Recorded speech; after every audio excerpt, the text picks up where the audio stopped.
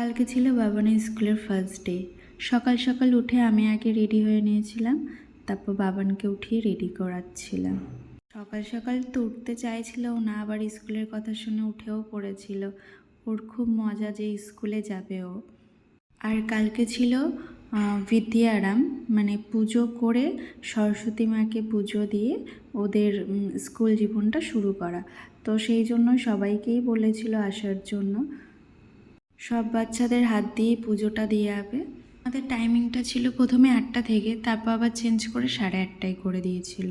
আর আমাদের বাড়ি থেকে স্কুলটা অনেকটা দূর, আর যেটা নতুন ক্যাম্পাস হয়েছে সেটা তো আরও দূর, অনেকক্ষণ লাগে। তো তার জন্য আমি 1 ঘন্টার আগেই বেরিয়ে পড়েছিলাম যে আজকে তাড়াতাড়ি পৌঁছাতে হবে, কারণ একটা পুজো দেওয়ার ব্যাপার আছে। তো আগেই গিয়ে পৌঁছানোটা ভালো, যাতে ও পুজোটা দিতে পারে। আর এটা তো বাবানের সাথে সাথে আমারও একটা জীবনের অনেকটা পাওয়া, যেটা সব বাবা মায়েরই থাকে যে স্কুলে পড়বে বাচ্চা কাচ্চা। তো সেটা আমারও ছিল, অনেক আশা ছিল। সেই রকমই ঠাকুরকে, বাড়ির ঠাকুরকে প্রণাম করে আমরা বেরিয়ে পড়েছিলাম। প্রথমে গেছিলাম দিদির দোকানে, কারণ কিছু জিনিস নেওয়ার ছিল, কারণ স্কুলে এগুলো লাগবে। ফল, প্রদীপ, ঘি, সলতে, তারপর একটু হলুদের গুঁড়ো, সিঁদুরের গুঁড়ো। তো এইগুলো দিদির দোকান থেকে নিয়ে নিচ্ছিলাম। তারপর নিয়ে আমরা স্কুলে পৌঁছে গেছিলাম। বেশিক্ষণ লাগেনি। আর আমাদের আগেই না অনেকে পৌঁছেও গেছিলো। তো জাইম্বু প্রথমে বসেছিল আমাদের সাথে, সব ছেলেদেরকেই উঠিয়ে দিয়ে পাশে আর একটা জায়গা দিয়েছিল, তো সেখানেই বসেছিল জাইম্বু। আমরা গিয়ে দেখছিলাম যে আস্তে আস্তে কীভাবে রেডি করছে সব পুজোর জিনিস।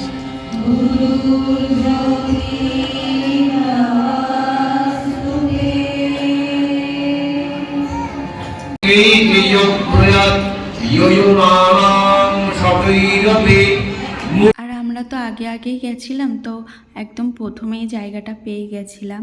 আর ভালোভাবেই বেশ পুজোটা দেখতেও পাচ্ছিলাম, আর ভালোভাবে অঞ্জলি দিয়েছিলাম। আর আমরা যে ফলগুলো নিয়ে গেছিলাম তো সেইগুলোই নিয়ে নিচ্ছিল বাচ্চাদের হাত থেকে।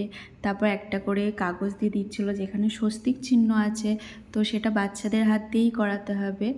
আর তারপরে তো এক করে পুজো হচ্ছিল। আর ওইদিকে ওদেরও যেই জিনিসগুলো করার জন্য বলেছিল সেইগুলো এক করে হচ্ছিল। সবগুলোই বাচ্চাদের হাত দিয়ে করানো হচ্ছিল, আর ওরাও না বেশ মজায় বেশ করছিল, ওদেরও ভাল লাগছিল।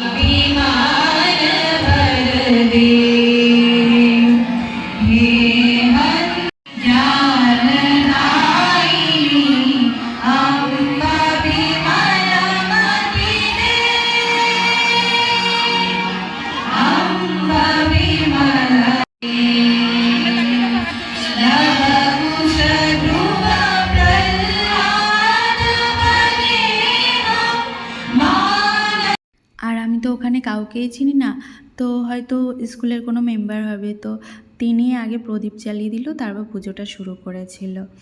আর ওখানে তো আরও অনেকে ছিল, যেমন প্রিন্সিপাল স্যার ছিল। তো আমি তো চিনি না, আমার ননদের মেয়েই বলছিল ভিডিও দেখে যে এটা প্রিন্সিপাল স্যারই হবে।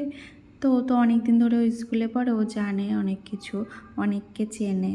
তারপর যাই হোক পুজোও হচ্ছিল, আর বাচ্চাদের হাত দিয়েও অঞ্জলি দিয়েছিল, আমরাও দিয়েছিলাম। তারপর বললো প্রদীপ জ্বালাতে, প্রদীপ জ্বালিয়ে মায়ের আরাধনা করতে।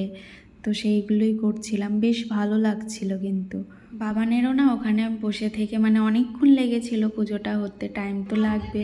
তোর খিদেও পেয়ে গেছিলো, বাড়ির থেকে সেইভাবে কিছু খেয়ে যায়নি। আর ওইখানে যে ফল টল দেখছিল, বারবার হাত দিচ্ছিল যে মা খায়। তো পুজো হয়ে গেছিলো, পুজো হয়ে যাওয়ার পর সবাইকে বাচ্চাদের হাতে হাতে ফল প্রসাদ দিয়ে দিচ্ছিল। তারপর বলল যে পাশের থেকে টিকা নিয়ে টিপ পরে তারপরে বেরোতে আস্তে আস্তে। তো একটু ফল খাচ্ছিলো, বলছিল মা একটু খায়। আমি বললাম তাহলে একটু খাও, আবার বাড়িতে গিয়ে খাও। তারপর তো আমরা এসে লাইনে দাঁড়ালাম টিপ পড়ার জন্য। আর যতক্ষণ আমরা ছিলাম ততক্ষণ তো জাইম্বু ওখানে বসেই ছিল। কালকে দিনটা আমার কাছে অনেক বড় একটা দিন ছিল। তো তোমরা ভালো থেকো আর সুস্থ থেকো, আবার পরে দেখা হবে।